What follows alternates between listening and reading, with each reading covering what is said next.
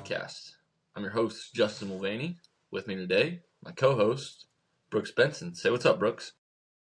Hello, everybody. Brooks is in a good mood. I'm in a very good mood. Brooks, tell us why you're in a good mood. I bought myself a new bow.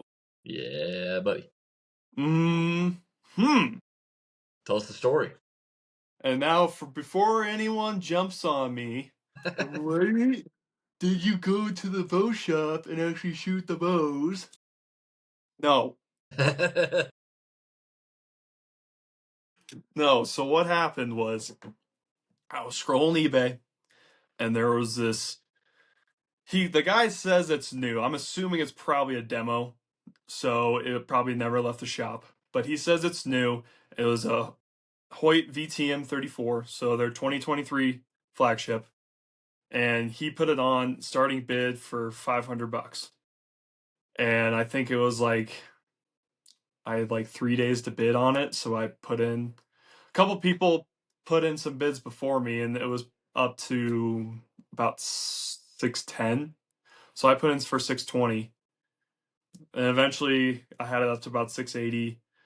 And towards the end, a few more people, like at the very last minute, started putting in bids because, of course. Yeah. And I got all the way up to 809, and I won the bow at 809. Yeah. Pretty fired up about that. Now I know Justin has told me, Tanner has told me, go shoot the bows. But at the same time, buying only a 2-year-old flagship for $800, I call that a good deal. Oh yeah. And at the end of the day, it's a Hoyt, it's a flagship bow, it's gonna be good. Yeah. So I'm not too worried about it. It'll feel good in the hands. I'm fine with it. Yeah. And the more I thought about it, the more I'm like, these days, it's pretty much like, yeah, you have your certain feels with different types of bows, but they're all really good. Yep. So I mean, you really can't go wrong with any of them. It's just like some people, like you and Tanner, say, like, just go shoot them and see what you like. And yes, I probably should have done that, but at the same time, I was in a car accident. I don't have a ride. I just have my work truck, and I can't take it to the closest bow shop here because it's 40 minutes away. Right. So I was kind of SOL. So I just said, you know what, this is a good deal. I'm gonna get it. And in reality, like, because I was gonna look at like the previous year's models and just see what was left. And I know I probably would have paid right around $1,100-$1,200 for them still. So I say for a 2-year-old flagship is a pretty good deal. Right. No, I agree. Like you said, if you're talking one of the big brands or front runner brands, which, Matthews and Hoyt are kind of the top two, depending on who you talk to, everybody has their preferences, but, you can get a lot of information off the internet. Guys like MFJJ, they post their bow reviews, and even like the guys who aren't sponsors or whatever, they are sponsored by anybody, they just go out and buy a bow and they post on YouTube their review of a bow, and it's like an average Joe, kind of more like you and I, and they have good things to say and what they are feeling. Those are like true, honest reviews. Those are pretty beneficial for the average Joe to, when they get posted on YouTube. There's not a whole lot of content like that. Right. Whatever you can find, typically those honest reviews are just really helpful. And, like I said, you're not going to really go, and you said it too, you're not going to go wrong with one of those flagship top 5 brand new bows. So, no, I think it'll be good. Get it fitted, get it to your draw length and all that good stuff, and poundage. Get her going. It's coming with the 60 to 70 pound limbs. Now, so here's my question. Does Hoyt make enough limbs so if like you buy a 2-year-old flagship, you could still get the 80-pound limbs if you wanted? As long as they make it, like if they made it that year, and if you find, like if you go to your bow shop and they have all the different mods and whatever available, yeah, you should be good. Okay. I mean, 60 I'm fine because I'm sure it'll probably get up to like 72, 73 pounds, which I'm totally fine with right now. I definitely would like to eventually get up to 80, but I feel like I think this is a good start because I'm so new. Like eventually I'll get to 80, but for now, I'm fine. Right. So yeah, that's exciting. And I got the Sitka camo, the subalpine Okay. on it. So that's a kind of a cool camo to it. I don't wear Sitka gear now. Hold on.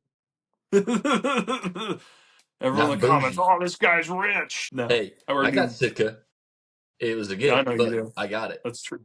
I got Numa. Numa. Numa. All right. Is it good stuff? I'll show you. This is a low key plug for Numa. I am not sponsored by Numa. I just like their Hashtag stuff. not. I like their camo. They got good camo. So this is their light hoodie, the more September hoodie that you'd wear. Yeah. So I feel like with the season or deer season especially, deer and elk and all that winding down, I feel like it'd be close to being a good time to have like a gear review I like or that. like Yeah. camo review to be like, okay, this is the stuff we used looking into next year, this is what I want to get. And then, when we hopefully if we make any changes or whatever, if we don't make any changes, great, we can just be like, hey, we'll have a talk about, this is the gear we're going to use for this year. If it doesn't change, it doesn't change. It's a refresher, but it'd be cool to talk about what we used this year, and the styles that we hunt, and then what changes we want to make going into Yep. next year. We should do that for a podcast. Yeah. We'll I'm definitely throw that in the down. podcast notes. Yeesh. Yeah, we got our little notes page that we share our podcast ideas. We got to put that one at the top of the list. Yes. Numa But Sitka, if you guys want to sponsor us, we're here, I'm just saying. also just to talk about like what camos and what brands of camo we like. We can daydream about, oh, I would love to have this brand. Mm-hmm. Fun stuff to 100%. talk about because they're always coming out with new patterns, and new companies are always coming out. So like I don't really know much about Numa. Whatever ones people don't really hear about, sometimes those are just as good, if not better. And so always good to broaden the horizons on those types of things. Yeesh, agreed. So no, this episode, obviously the big highlight is Brooks is going to get a new bow shipped to him here.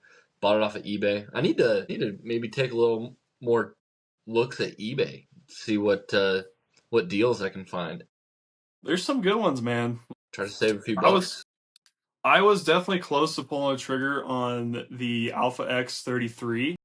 That was the guy was wanting. It was that gray, their new gray color, that tombstone color. Yeah. Really nice. I really do like that color. That's one of my favorite colors on a bow. I think he was wanting like 1100 for it, and I was like, it's not bad. It's last year's model, so it has the HBX quarter, the HBX cams with the quarter draw length adjustment. Super cool. Yeah. But yeah, I'll take the $800 VTM. Yeah. So I think it's going to be a good bow. But yeah, anyways, yeah, wanted to talk about that, bring that up, of course. And then Brooks got to go hunt. I got to go duck hunt. So we'll kind of make this a little bit of a hunt highlight episode. It might not be as long as our normal Monday episodes, but you're going to be listening to this on a Monday. And yeah, this will be the first one released in a week. So got some catching up to do on those types of things. We have another one recorded. We're waiting for some developing aspects of life, I guess. I don't know. Some developments yeah. to determine whether or not we post stuff. Not that it's like major or anything crazy, but just make sure everything's on the Well, up and up. yeah, well, I'll just say this. I was involved in a car accident the Wednesday before Thanksgiving. It was a pretty gnarly one. I'm okay. Well, it was with I got hit by a delivery truck. So we'll just leave it at that. And I'm talking to lawyers and everything. So hopefully we can post it later this week. Yeah. So Hopefully that'll be a fun Thursday episode as long as the lawyers give the green light. yeah, Or we might have to do exactly. some mega editing, test my editing skills. So, anywho, yeah, we'll talk a couple hunt highlights, and yeah, we'll see where the conversation takes us there. So, look, Brooks, kind of take over again. What did you do yesterday, Brooks? So Right, it was yesterday, yesterday. It was yesterday. So Yeah. yesterday was Saturday. We're recording on Sunday, December 8th at the moment. Mm-hmm. So it's December 7th. A buddy of mine, who we do A and B outdoors together. His name's Aaron. Him and our buddy Hayden, we went to my coworker's property here in Elizabeth to shoot a doe. They both got tags. My bow is obviously out of commission, and I'm waiting for my new bow to show up. So I did not grab a tag. So I just went along to just help out, range the animal if I need to help range, whatever name needs to be. It was a 1 acre lot, so it's nice because like it's a C tag technically here in Colorado, so it's a very easy tag to get for a doe. And there's so let me tell you, we saw more bucks than does. And I'm talking like massive, probably 150 plus bucks. Oh wow. Stupid. And I'm like, oh my gosh, this is the place to hunt. Yeah. Because it's only like 15 minutes from me, so it's like perfect. Yeah. And dude, and so my coworker's property backs up to private land, this rancher. So the land, it's like 180 acres or whatever. So he hunts off his own property because he's a rifle guy. So he literally could just sit there, sit there, and just off his balcony, boom. And the nice part is like he's in an area his neighbors don't care. So that's nice. But anyways, so what happened was Aaron texted me about 6:30. The sunrise for us right now is about, I bet it was probably about 7:06 yesterday morning. So that was sunrise for us. Aaron texted like, "Hey, we're gonna get there between 6:30 and 6:45." I'm like, "Okay, cool." So I get up. I almost slept a little too long. Get up, make some breakfast real quick. As I'm leaving at 6:30, he texts me, "Hey, we're here." I'm like, "Crap, okay." Go as fast as I can down there. I'm in my work truck, so I can't speed. And get there right about 6:45. And first light has already, I mean, it's already first light. So it's legal to shoot. And I pull up, and no joke, Aaron gets out of the truck and points over, and sure enough, big old buck. I mean, massive buck, and a nice doe. I was like, oh man, right when I get here, perfect. And so I grab my rangefinder, I get out, I try to be quiet. The nice part about these deer, it's like they're residential deer, so they don't get spooked easily, which is Yeah. nice. So they really didn't think anything of us but we're trying to obviously stay quiet as much as we can, try to get to a good spot. And so we Aaron has a difficult time drawing back on his bow because he's like, I just hit arm day, blah blah blah. I'm like, whatever, dude. I'm like, use your back, come on. And so he draws back. He's holding, and I want to say the doe is frontal at the moment, and kind of turned to the side, keeps turning, and then gets all of a sudden, it like starts getting more broadside. All of a sudden, all these turkeys start flocking down. And Really? just no joke, dude, it's hilarious. And you can see in the video we got the does like ducking the turkeys and everything. Dude, it's hilarious. I'm like, oh, this is of course happening right now. And the turkeys are like down from the trees. I'm like, oh my gosh, this is hilarious. And so, but the doe kind of starts going back towards the fence between private and my coworker's property. So we get around my coworker's garage that is built more towards the back, and we get behind there. Aaron is set up. I'm like, okay, dude, it's only 30 yards. He pulls back to perfect broadside. I'm like, and Hayden's right here next to me. I'm like, we're both like, shoot. And he shoots, and it goes. He hits her, Yeah. but it goes through a spot where there's nothing. Mm. So he hits her more towards the back, goes through a spot where there's no liver, no heart, Yeah. no nothing. Little no And zone.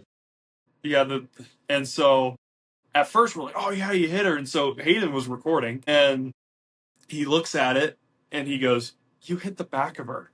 And Mm. I'm like, oh dang it. And so, well, when she got hit, she sprinted and hopped the fence And then the buck, same thing. Buck almost ate shit hopping the fence. Those poor guy. He was just like, "Where's my lady going?" So he jumps, and they go both on private, and so we go to try to find. Well, actually, we wait about an hour, I would Yeah. say. Just hang out in the truck. We're like, okay, maybe because we got the arrow. There's blood on the arrow, and so maybe we ended up getting a decent Vitals spot, or vitals maybe artery or or something like that. something. So we wait about an hour, then we start go to look, and we first go back to the spot where she was shot. No blood, and we're like, crap. So we go across the fence or go over the fence, start looking. We find like a small thing of blood in the snow, and that was it. Mm. And it was very patchy snow, so there was snow in some spots, and other spots there wasn't. But we find him, and she's standing, she's fine, and so we're trying to. And now of course they're like, well, what's that? And they start Yeah. running again. And I'm like, crap, we bumped them. And so we try to go a little bit on the wild goose chase to get her. And we're into the short story.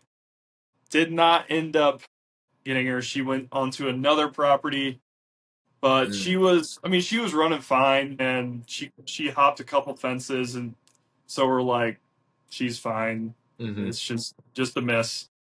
And Yep. so Aaron was sad, and we both Hayden and I were like, we need to practice more. Yeah. Sure. I So mean, even when you do practice, a miss hit or whatever can happen too. So, um, yeah, it yeah, happens.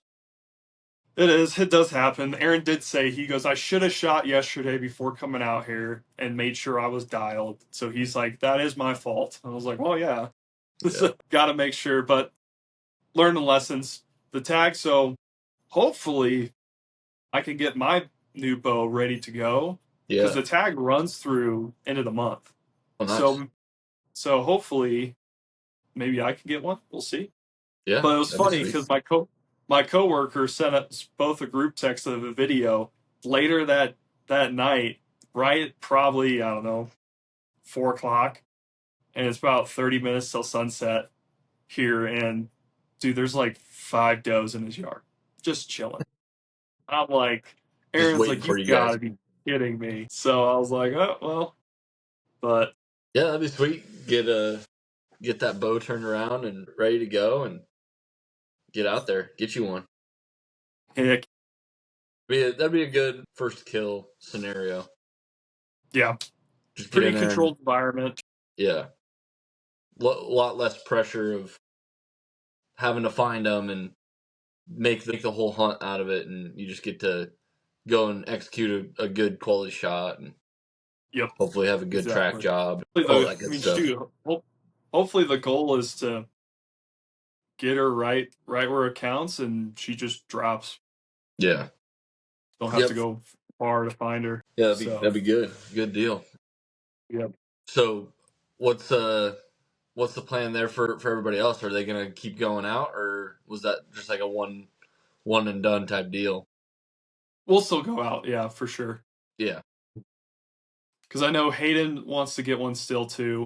Hmm.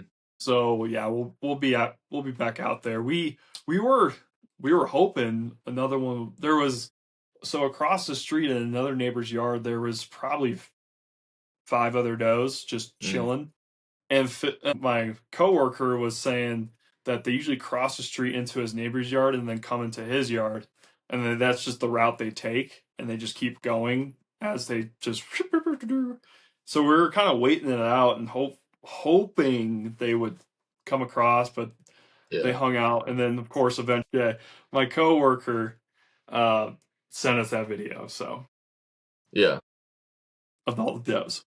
Oh well. Classic. So yeah, we'll go up. Go back out there. Hopefully, one of us gets something, or all of us. Yeah. Yeah. That'd be awesome. That'd be awesome. Mm-hmm. Um, and these are mule deer. Correct. They are mule deer.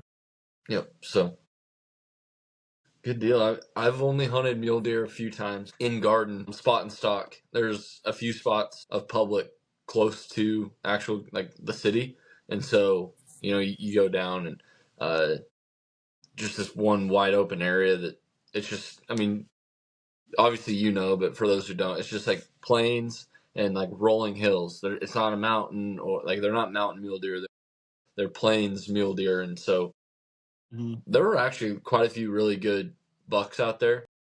Nice. I had never really done spot and stock, let alone on the plains, and so like just I was learning on the fly. And I tried to do as much YouTube learning as I could, and anybody I talked to, like even my dad was like, "No, anytime I've ever been out on the plains with mule deer, it's been rifle, and you get your couple hundred yards away and you take your shot and you're good to go." And I was doing it archery, and so it was like, man, how do I spot and stalk these mule deer? And I got in tight on a few. There were a couple that I missed one, and then because I thought my sight was sighted in, but I didn't sight in with my broadheads.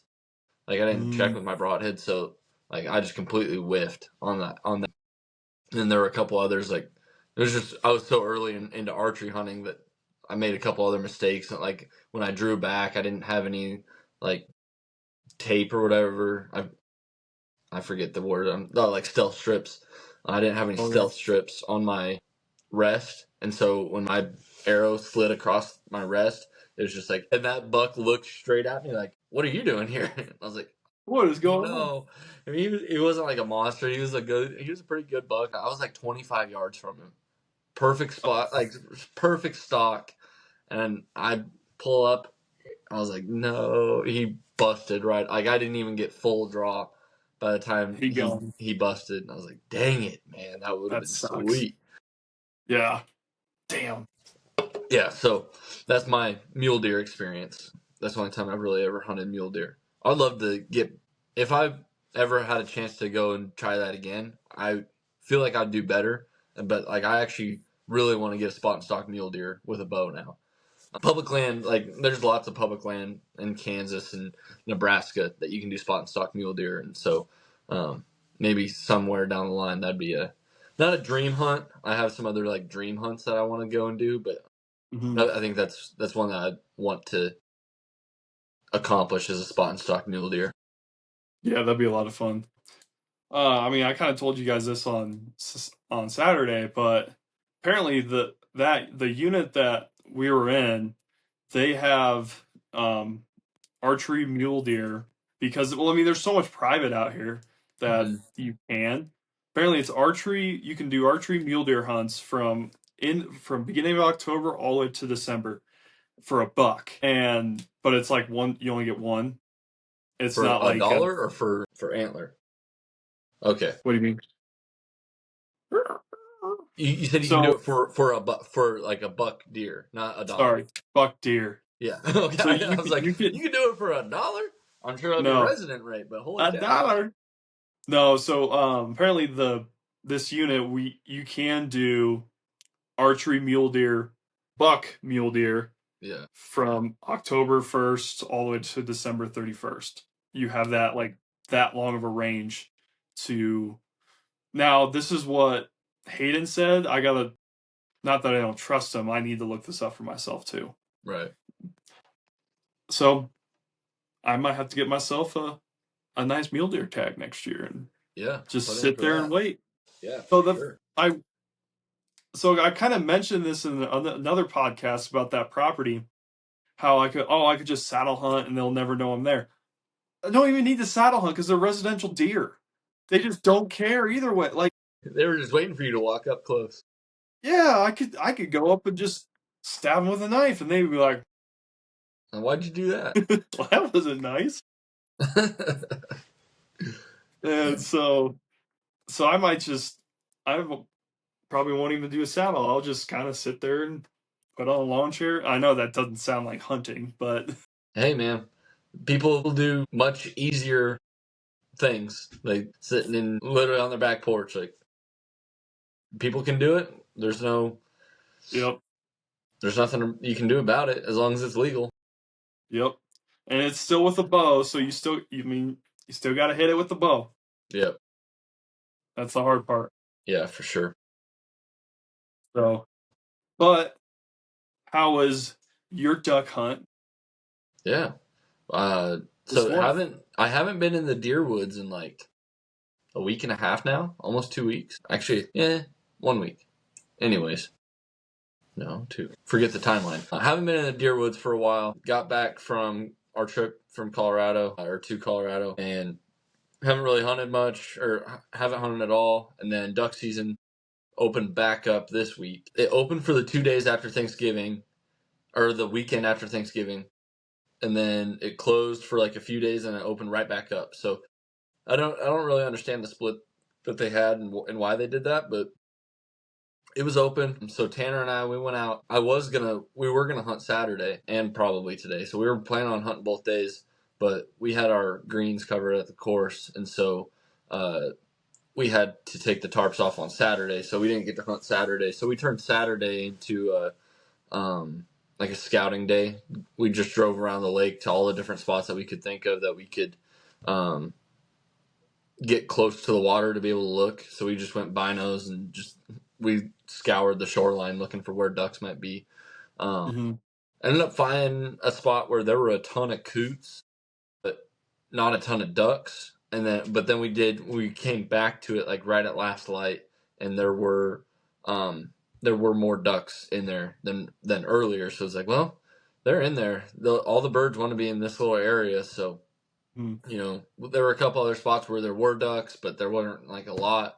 Like this other spot, and that's where we ended up going. The spot that we went to today, there's just a lot of birds. So it's like, okay, cool. It's public land, so chances are we're not the only people that have seen a lot of birds here. Right. There wasn't anybody hunting yesterday afternoon, so we're like, well, I don't know how popular afternoon hunts are around here, but nobody was doing it, and so we didn't know if anybody was gonna try to hit it on this morning.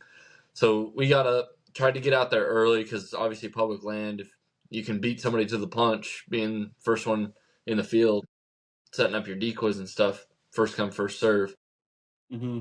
Well, we get out almost through the tree line, and we can start seeing lights out. And I wasn't sure if it was lights from like some buildings way out the way, or if like because there's some like parking lots and other structures around there that aren't homes. And I wasn't sure if that's where the lights were. Anyways, it ended up being a couple of boats that had driven out there and had their decoys all set up, and so they beat us to the primary spot that we wanted.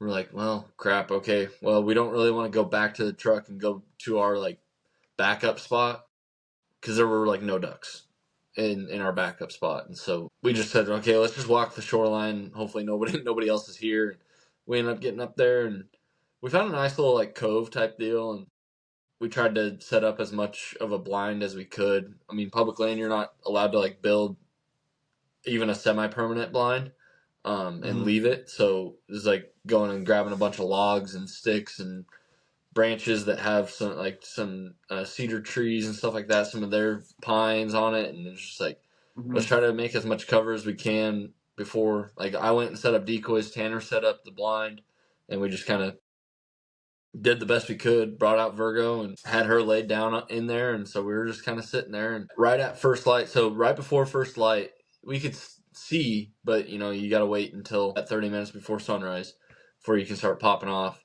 We had a few ducks, like flies land in the spread and so I swam up to our decoys. So we ended up getting we got one out of three that were in there when first light came, and so we got one then, and then the rest of the day. I mean, these other guys that were set up before us, you should have like I can't even begin to describe their spread. Like they had to have had like 4 dozen decoys, all the motion like mojo spinning wings. They had these decoys in the water that like splash and like create movement and stuff like that. Like they Jeez. had as close to a professional spread as I've seen in person, and it was like holy cow. So they had the works, and every duck that flew by us went like straight over to them. And I Of mean, course. we have a couple like tricks that my mojo wasn't working, but I had the duck out there but the wings weren't spinning, and then I use a jerk rig. Used to use a jerk rig, didn't have it last year, got it for this year. It was up in Now, Wyoming. what is a jerk rig? Jerk rig. So what you do, you have like this anchor that you throw out, and on that anchor line, you have like some hookup spots. So they're spaced every like 2 or 3 feet, maybe 2 feet, and so you can hook up your decoy to this line, and the anchor has like a bungee cord, and so you're able to like pull on this string, and it bungees back to like its original position, and so you're sitting there and you're just making your decoys swim, basically. Oh, okay. Yeah. Gotcha. So you're jerking on that line to make your decoys swim. Puts motion in the spread, especially like on a lake or a pond, and if there's like no wind, there's no ruffling of the water. You want movement, so like birds will know if they are flying over and there's no movement in the water. They know that those ducks probably aren't real ducks. Especially by the time they get like down south, they get fairly educated on how people hunt and what decoy spreads look like versus what a live group of ducks looks like. And so, Okay. Yeah, our spread compared to that other group spread was just like amateur hour, which we're not like avid duck hunters. We Right. got it. I have 2 dozen decoys, a dozen mallards, and a dozen teal, and I was using the teal as the jerk rig decoys, and it was just like, well, we got 2 dozen decoys out there, and we got some motion. It's just not enough because these guys, what they had going was just like, it was like candy to a baby. Those ducks just loved what they had going on over there, and so they were always flying over. I think those guys might have limited it out, but we had a few, like whenever they would shoot, it would kind of cause the coots and stuff like that to rustle around, and then some other ducks would fly up, and Tanner ended up getting one kind of in that whole flurry of birds just randomly flying by. Nice. And also like those teal, they'll fly really low, and just the angle that we had with like the tree line behind where we were at, you just couldn't really see the ducks, like any ducks flying if they're flying low, until they like got up close to you. So if you weren't like on the ready, you would either miss your chance or just not even see them at all until it was too late. So he just happened to like be pretty much ready, and he saw it coming. I didn't even have my hand on my gun by the time he ripped that one off to get that one down. We got that one, so we ended up only with 2, but didn't get skunked. So that's always kind of our goal with duck hunting anymore, is like as long as we get one.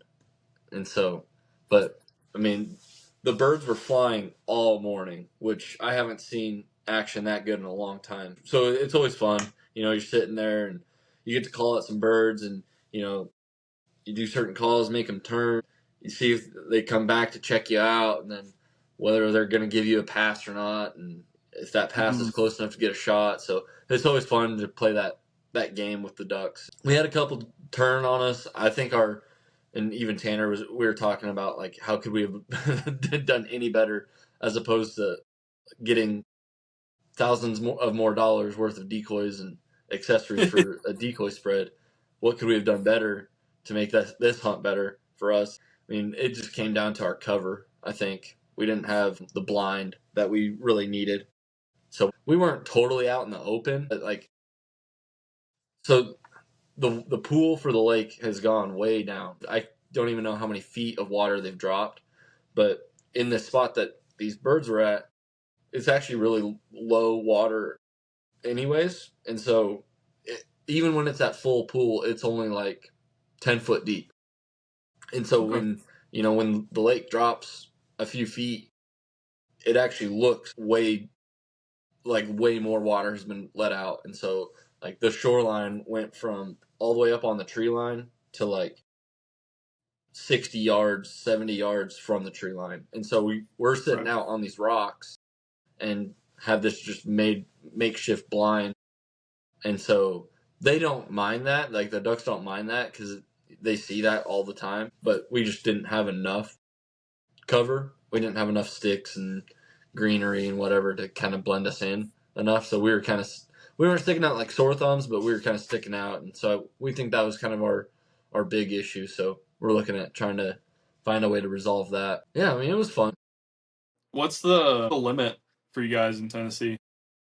I want to say you get 6 ducks 5 or 6 ducks, and then you can get 15 coot. Okay. I was looking that up today if we decided we want to shoot any coot, because there were like thousands of coot, which I've never shot one, never eaten one, so I didn't know. Right.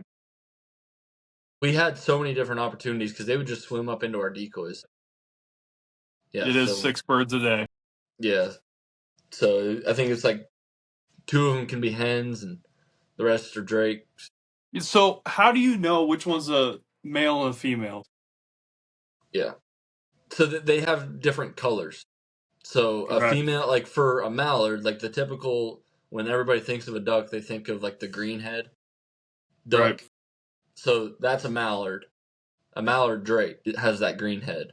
A mallard hen is kind of like a brownish tan. Just the whole bird is that brownish tan color. Okay. And then, so those are your mallards, and then you have lots of different types of duck. You got mallard, you got teal, gadwall. I could go like the list goes on and on about how many different like subspecies of ducks, and they all have different colors, so you can tell them apart. And that's the big reason why you have to wait till 30 minutes before sunrise, is to be able to identify, because like a pintail duck, I forget what it is for Tennessee, but I think it's like maybe 2. It used to only be 1 pintail, like nationwide, and so different regions have different regulations. But I believe at one point pintail was 1 drake pintail per day or whatever, and so like you'd have to be really cautious if you wanted to shoot right at first light. You need to know what's in your spread. Water swat some ducks that swim into your spread before first light. You got to know, so you don't end up with 3 pintail or something like that, because then you get into a whole mess of laws that you've broken, whatever. But okay, I'm looking it up right now. I see now. Okay. Yeah, so there's a lot of really cool looking birds. We saw some birds that I've never seen in person before. Because again, like regionally, you just have different birds that you got different flyways. We'll have to do a whole like duck episode with you to kind of teach you more about ducks, I guess. Well, absolutely. But you got different flyways that they migrate, like West Coast, Central, East Coast, all sorts of different things. And then in those different flyways, you have like an abundance of certain types of birds. So like there's some birds on the West Coast that we will never see in Tennessee unless there's some like really dumb bird that happened to fly the wrong way, like flew east instead of south, like which that it would not happen very likely. But yeah, so you have some like regional specific birds that like Alaska has some like really cool duck hunting that you have birds up there that like you definitely won't see down here. And so it's fun. It's depending on how you cook it, duck can be really good. And different types of duck will taste better than others. And so goose, I don't love goose, but goose hunting is fun. You get, especially when you're like hunting in a field. Oh no, Bubba! When you're hunting in a field, get to hunt. You get to throw out like 5 dozen decoys, 6 dozen decoys, and you're just honking at geese all day. And so it's fun. It's an expensive hunting hobby, I guess you could say, which a lot of them are, but like decoys are crazy expensive. And then you're talking like if you want to have a really nice, good call, like $150 call, and then waders, you want a good pair of waders, you're looking at like even just a decent pair of waders, like $250, $300. We were looking at waders when we were hanging out, like $300 for like just your average pair of duck hunting waders. You need a shotgun. Got to have a shotgun. Shotgun is probably, depending on how you go about it, your shotgun might be your cheapest part of your duck hunting expenditure. Yeah, that's true. Like depends on what you get. A nice call. You go get like a $300 gun, and you get your call would be your least expensive thing. But yeah, you're looking at a couple dozen decoys at least, and motion decoys, mojos, and jerk rigs, and all the weights to keep your decoys from floating away. Because when you buy your decoys, they don't give you anything for them to be anchored down in the water. You just buy the things that float. You need something to keep them from floating Of away. course, So, that's an extra. oh yeah. So it can get expensive, and shotgun shells, all that good stuff. Everything has a price, but it's fun. It's something where depending on how you do it, if you want to, you can set out all day if you want, or you go from sun up to 8 o'clock and you're back home at 9 o'clock, and you got your whole day out in front of you still. Yeah, we like duck hunting, and we're hoping to get out again more. I'll probably go out again on my own without Tanner because he's got all sorts of stuff the next couple weekends and stuff, so he won't be able to go with me. I'll probably try to talk a couple guys that I know around here into either going with me or I'll just go alone. There you go. Yeah, so just 2 ducks today, and we're looking forward to a longer duck season. How long Hopefully is more duck season fruitful. for you guys? I think it goes to like the end of January or something like that, mid-January. Okay. I have to check So Colorado's. I know yeah, one of my other coworkers wants me to go with him. that'd be fun. Yeah, not limits. Colorado is 6 a day.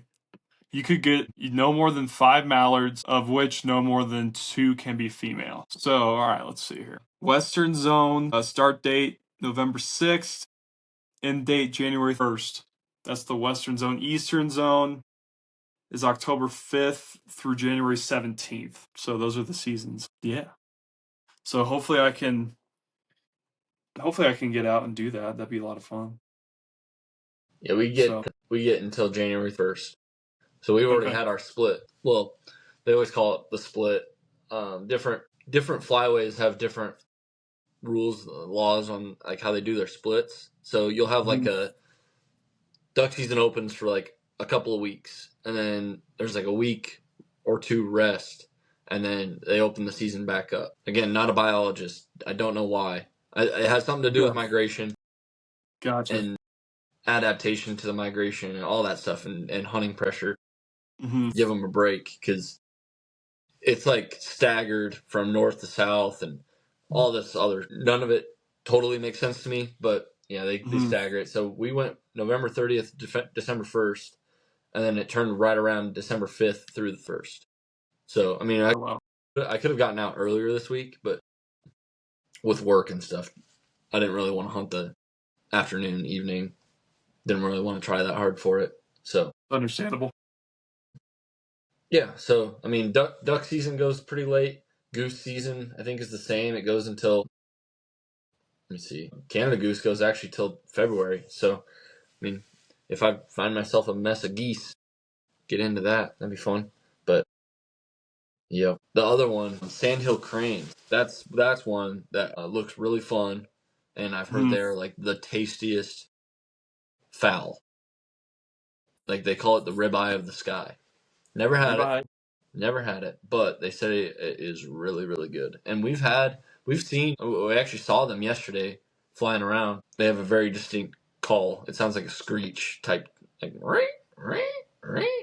Anyways, yeah, that would be a fun hunt. There were a lot like Nebraska, Kansas, they have a lot more, but Texas is a really big sandhill crane hunt state, so it'd be fun to go in an area that you can get more sandhill cranes, Hell yeah, that would. more action. Get some tasty meat in the freezer. I like tasty meat. No homo. gotta gotta clarify. Gotta clarify. I walked into that one. Yep. Yeah, you did. Oh well. Well, Brooks, we're at about 50 minutes, so I think that's a good place to wrap it up. I think so too. Any closing remarks? I don't think so. If we can release the next episode, it'll say like I'm going for that Hoyt bow, but I got it. Back to the Future. Back to the Future. Um, hopefully I could get that bow. It should ship tomorrow, and then I should get it by the end of the week. And Yeah. then I'm gonna head over to the pro shop, get it squared away, and hopefully I can potentially get a deer by the end of the month. Yeah, that'd be sweet. That'd be sweet. Speaking of episodes and what's coming up, I haven't really told you yet, but I'm gonna have my buddy, one of my other buddies from Denver, that I did a lot of duck hunting with. His name's Logan Heffelbauer. He's going to be on an episode. We're going to record sometime this week, he and I. So his episode will probably drop. I'm hoping to have a good episode with him and have it edited, ready to go by like Friday. So we might have a 3-episode week this week. So he'll be the first guest, the first true guest of the podcast. Nice, if you want to be on it, nice. we might throw Brooks an invite to be on it, but let me know so that he can learn a little bit more about ducks. Logan does a lot of duck hunting. He's done quite a bit this year, and so I'll save all his story he may have, but he's done quite a bit this year, and in the past we've hunted quite a bit together, so it'll be fun to have him on. And he's a lot more well versed in it than I am. So okay, good. I was saying, does he live in the Denver area?